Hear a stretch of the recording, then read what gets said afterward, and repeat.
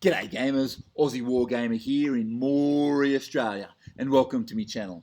It's been a minute since I posted a video because, life and stuff, but I'll be bringing weekly content to your peepers from now until CanCon.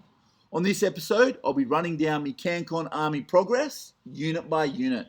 So let's get to it, eh? First up is me General, Warboss Kurgrot Grogwoofer, on his Wyvern Bitey McChompface. I'm using the Fell Beast from the Lord of the Rings range as the basis of me conversion here, with the head of a Star Drake. I've bent the wings and tail to match a pose I'm happy with as well. Grogwoofer himself is based on Gurzag Iron Skull. The concept of the model is the captain has a personal bridge of sorts, where the helm is at the top of the ship. Bitey McChompface roosts here as well. I'm going to position the Warboss and the Wyvern on the roof of the bridge, with the Warboss showing some tenderness for the beast. It's really important to me that each model in the army tells a story that's part of a bigger narrative. And here I wanted to capture the normally cunning yet brutal Warboss in a softer moment. I've obviously got a long way to go until he's done, but I'm hoping he'll be a worthy centerpiece to the army. Next up is Quartermaster Guz Stinktooth, me Warboss on foot, and he is of course completely done, as I showed last episode. Then there's me Loon Boss with Cave Squig, Bosun Gronk Stinkwizzer, and his trusty squig Chops.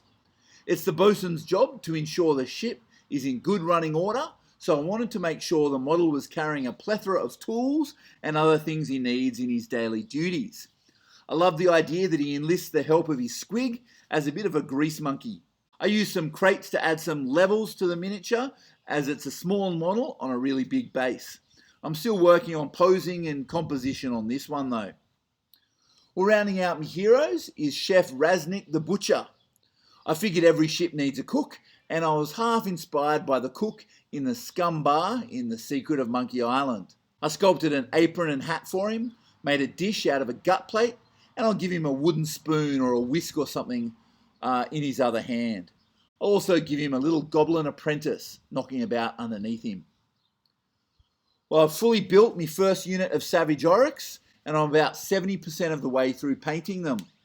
I've laid down all the skin tones as well as a bunch of base coats, but because they're all so different, I've been batch painting to a certain point and then painting them individually. Here's the first three that I've finished. I think I'm happy with them for the time I've spent on them, but there's no real push or improvement here in terms of me painting. Not much fancier than layers, washes and highlights. I'm conscious I've got a lot to do in a short amount of time, so I'm trying to paint efficiently. The second unit of Savage Oryx will be swinging from ropes.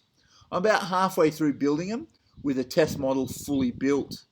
I think this unit is going to look great when it's all done, and I've got plans to make them look great on my display as well. The third unit of Savage Oryx will be enjoying their loot, the fruits of their pillaging, but I've yet to start building them, so I need to get onto that.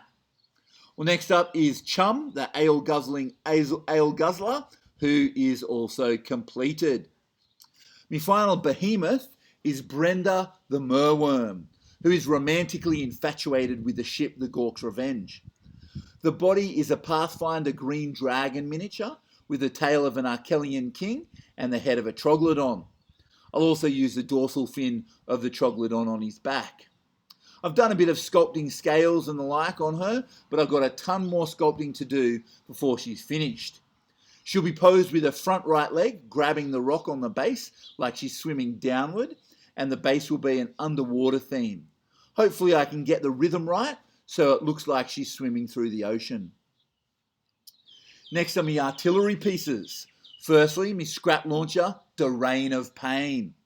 The concept here is that an Oryx protected by some Grot bodyguards pulls along the launcher as Grot swarm around and to load and fire it.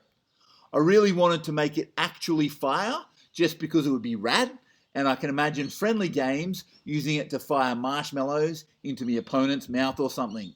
That'd be cool. My Iron Blaster, the Mincer, hasn't progressed much beyond my original proof of concept, which I touched on in my last video. My lead belchers are starting to take shape, using the guns from the lead belcher kit and converting them into 40k orc knobs. I've still got a bit of work to do on them, but I'm happy with the concept. I thought it would be cool if one of them was shooting grots into the enemy, so I converted one to be blocking its ears, ready to be fired out of the cannon. I also converted one swinging from an icon with a torch in hand, ready to fire off the next shot. Finally, I have Gertrude, Gretel and Gretchen, the Fellwater Troggoths. I haven't done anything with these yet, but I have an idea on how I want them to look. More on that in the future. Well, as you can see, I've got a long way to go with this army, but I'm confident I'll be able to get everything done in time. I'm also working on my most ambitious display board to date, but I'm keeping that one under wraps for the time being. Well, that's all from me. Thanks for watching, and as always, stay tuned if you want to hear more of my voice. Catch us later.